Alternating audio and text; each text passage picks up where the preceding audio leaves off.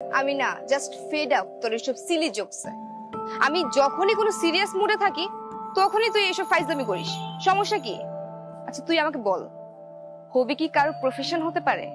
গান, আবৃত্তি, অভিনয় একটা সময় পর্যন্ত ভালো লাগে, এটা মানে প্রফেশন হওয়াটা কি বোকামি না? আচ্ছা তুই কি জানিস মানে এই পৃথিবীতে কত লক্ষ লক্ষ মানুষের প্রফেশন হচ্ছে শুধু গান গাও? ওরা এক্সট্রা অর্ডিনারি ভাই, তুই তো এক্সট্রা অর্ডিনারি না, তুই নর্মাল হিউম্যান বিং। ওরা পাগলামি করেছে বলে ওরা আজকে সাকসেস। Normal human being?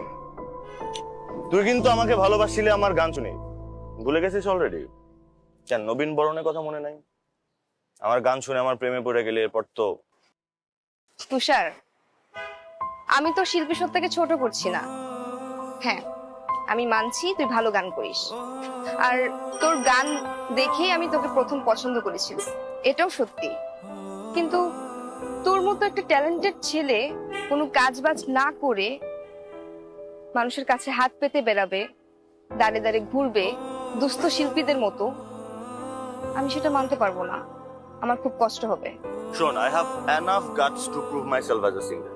এসব দুস্থ শিল্পী হওয়ার জন্য আমার জন্ম হয় না বেবি। টাকা পয়সা নেম ফেম দেখবি আমার মাথার উপর উঠতেছে, আর এই জিনিসটা তুই তোর মাথায় রাখ।